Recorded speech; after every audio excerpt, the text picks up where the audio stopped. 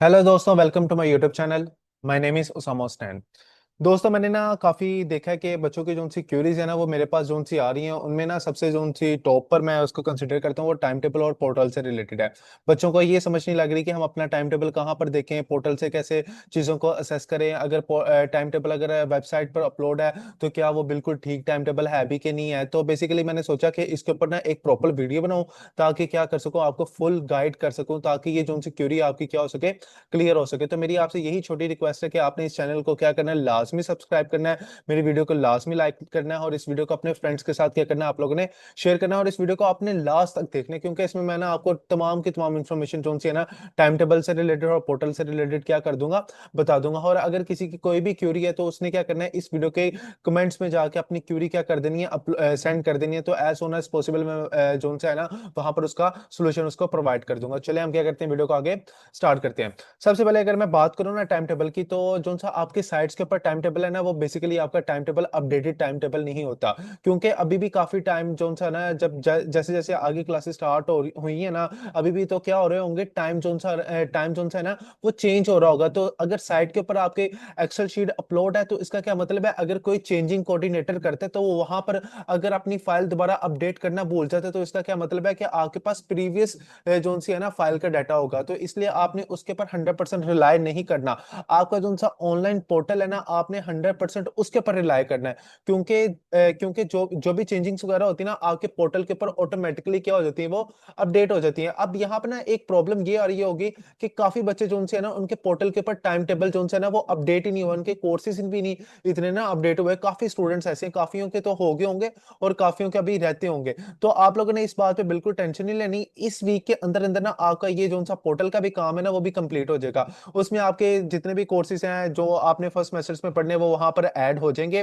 वहां से आपको पता चलेगा कि आप कौन से कोर्सेज पढ़ रहे हैं और कौन से सेक्शंस में पढ़ रहे हैं, और कौन सा आपका टाइम है और कौन सा रो है। ये बेसिकली तमाम इन्फॉर्मेशन है जो सी आपने लेनी करनी है ना, अपने पोर्टल से लेनी करनी है, ना कि एसएसटी की जो सी साइट है, अगर उसके ऊपर कोई एक्सेल शीट क्या है अपलोड है, वहां से तो आपने बिल्कुल भी नहीं लेनी ना। अगर टाइम टेबल चेंज होता है या अपडेट होता है, तो वहां पर अपडेट करना वो भूल जाते हैं, वहां पर वो फाइल को क्या नहीं करते, अपडेट नहीं करते। तो आपने सिर्फ और सिर्फ अपने पोर्टल के ऊपर रिलाय करना है, पोर्टल पर चीजों को देखना है। अगर पोर्टल पर आपकी चीजें अपलोड हैं तो आप उसको फॉलो अप करें, अगर नहीं है तो उसका मैं सेकंड सोल्यूशन बताता हूँ।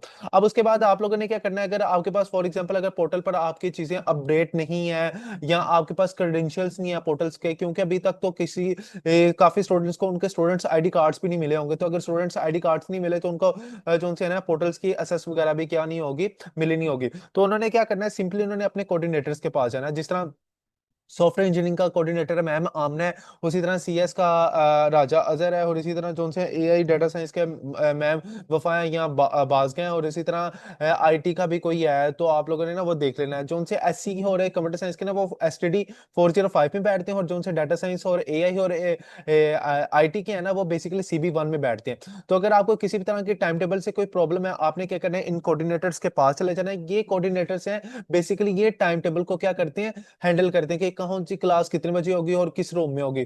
तो इनके पास ना अपडेटेड फॉर्म में क्या होती है, चीजें पड़ी होती हैं। तो अगर आपको किसी भी तरह की कोई इंफॉर्मेशन चाहिए, तो आप अपने कोऑर्डिनेटर से कांटेक्ट करें। जिस तरह अगर कोई डीपीटी का भी है, अगर कोई मेडिकल फील्ड से भी है, उसने भी क्या करना है, अपने कोऑर्डिनेटर के पास जाना है, क्योंकि कोऑर्डिनेटर के पास ईच एंड एवरीथिंग चीजें जो उनसे ना अपडेटेड फॉर्म में क्या होती हैं, पड़ी होती हैं। अब उसके बाद अगर कोऑर्डिनेटर भी आपका इसमें जो उनसे कोई प्रॉब्लम आती है, उसका सोल्यूशन आपको प्रोवाइड नहीं कर सकते, तो उसके पास जो उनसे आपके पास थर्ड ऑप्शन है ना, वो आपके पास आपका एडवाइजर है। वो भी आपके एडवाइजर की जो सी इंफॉर्मेशन है ना, वो पोर्टल पर होगी। अब काफी बच्चे ऐसे हैं जिनके पोर्टल की लॉगिन एक्सेस ही नहीं होगी, तो तब भी उन्होंने क्या करना है, अपने कोऑर्डिनेटर से पूछना है कि हमें बताएं कि हमारा जो सा एडवाइजर वो कौन है। क्योंकि एडवाइजर लिस्ट जो सी होती है ना, वो उनके पास पड़ी होती है, वो आपको बता देंगे कि ये आपका एडवाइजर है। अगर आपको किसी भी तरह की कोई प्रॉब्लम है क्लासेस से रिलेटेड या टाइम टेबल से रिलेटेड, आप क्या करें, उनके पास चले जाएं। तो आपने क्या करना है, फिर अपने एडवाइजर के पास जाना है, क्योंकि अभी काफी बच्चों के ना क्लैशेस आ रहे होंगे। लाइक एक ही टाइम पर एक क्लास हो रही होगी, और फिर उसी टाइम पर क्या हो रही होगी, दूसरी क्लास उसकी हो रही होगी। तो उसने उस फॉर्म में इस मसले को रिजोल्व करने के लिए ना अपने एडवाइजर के पास जाना है। ठीक है, आपके पास आपकी प्रॉब्लम सॉल्व करने के पास दो मेथड्स हैं, एक आपका कोऑर्डिनेटर है और एक आपका क्या एडवाइजर है।